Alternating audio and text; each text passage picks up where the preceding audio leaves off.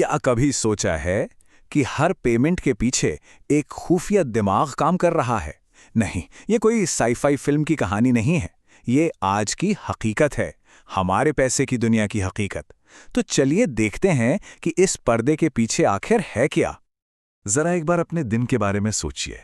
सुबह की कॉफी ली, ऑनलाइन कुछ ऑर्डर किया या किसी दोस्त को पैसे भेज दिए।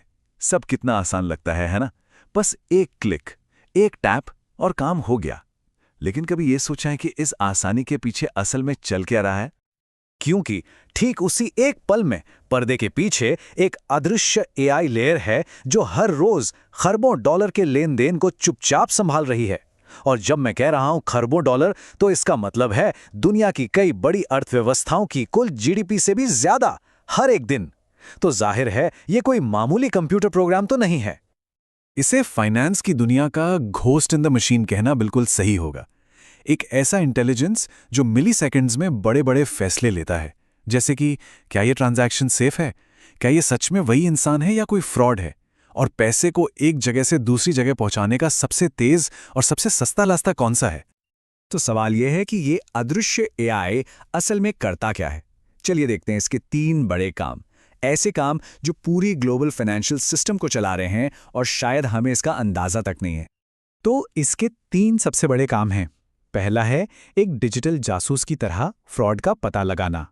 दूसरा, हर ट्रांजैक्शन को बेहतर बनाना, मतलब उसे ऑप्टिमाइज करना। और तीसरा, ये खुद फाइनेंशियल मार्केट्स में हिस्सा लेता है और उन्हें एक तरह से शेप भी देता है।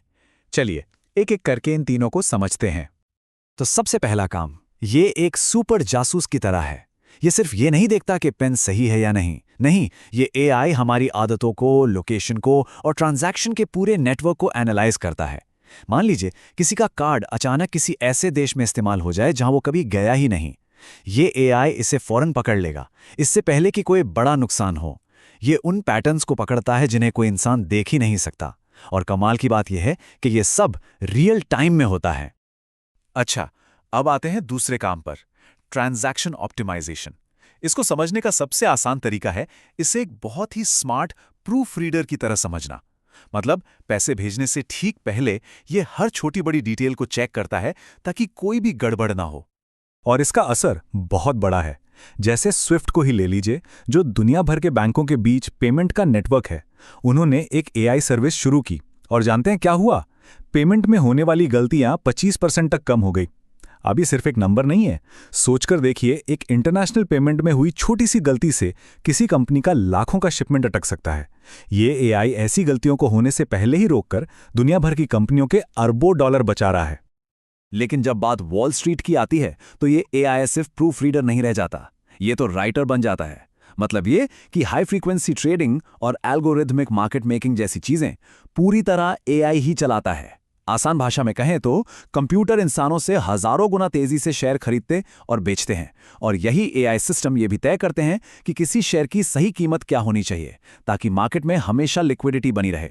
मतलब ये सिर्फ ट्रांजैक्शन को प्रोसेस नहीं कर रहा, ये उन्हें बना रहा है। तो अब एक बड़ा सवाल उठता है, आखिर ये एआई इतना स्मार्ट बना कैसे? इस इंटेलिजेंस को ताकत कहां से मिलती है और इस सुविधा के बदले में कीमत क्या चुकानी पड़ रही है? मतलब एआई को किसी इंसान की आदतें कैसे पता चलती हैं? वो कैसे तय कर लेता है कि कोई खास खरीदारी किसी के लिए असामान्य है? जवाब एक ही शब्द में है, डेटा। हर एक ट्रांजैक्शन, हर लॉगिन, मार्केट का हर एक उतार चढ़ाव, ये सब कुछ इस फाइनेंशियल ब्रेन के लिए ईंधन का काम करता है। ये एक सीधा सा सौदा है, ज्यादा जानकारी के बदले में ज्यादा सुविधा। और अब तो ये और भी पर्सनल होता जा रहा है। जनरेटिव एआई के आने से अब सिर्फ ट्रांजैक्शन ब्लॉक्ड जैसा रूखा मैसेज नहीं आता, बल्कि एक दोस्ताना बातचीत वाला अलर्ट आ सकता है जो हालात को समझता है। इससे भरोसा तो बनता है, लेकिन इसके लिए एआई को और भी ज्यादा गहरे डेटा की जरूरत पड़ती है। और जब डेटा इतना पावरफुल हो जाए तो जाहिर है इसका असर सिर्फ शॉपिंग तक सीमित नहीं रहता। यही अदृश्य लेयर अब जियोपॉलिटिक्स यानी भू राजनीतिक शक्ति का एक बहुत जरूरी टूल बन गई है। एक तरफ तो ये ग्लोबल पुलिस की तरह काम करता है। दुनिया भर के बैंक मिलकर अब शेयर्ड एआई प्लेटफॉर्म बना रहे हैं। वो मनी लॉन्ड्रिंग के उलझे हुए नेटवर्क्स का पता लगाने के लिए अपना डेटा एक साथ पूल कर रहे हैं, ऐसे नेटवर्क्स जिन्हें कोई एक बैंक अकेला कभी नहीं पकड़ सकता। लेकिन सिक्के का दूसरा पहलू भी है, यही एआई एक जियोपॉलिटिकल हथियार भी है। सोचिए, आर्थिक पाबंदियां कैसे लागू होती हैं। इसी एआई का इस्तेमाल करके अरबों ट्रांजैक्शंस को रियल टाइम में स्कैन किया जाता है, ताकि किसी खास व्यक्ति या शेल कंपनी से जुड़ा एक भी पेमेंट पकड़ा जा सके। पर इसी बात से रेगुलेटर्स की चिंता बढ़ गई है, और इसे कहते हैं ब्लैक बॉक्स प्रॉब्लम। इसका मतलब यह है कि एआई कई बार ऐसे फैसले लेता है जो इंसानों की समझ से भी बाहर होते हैं।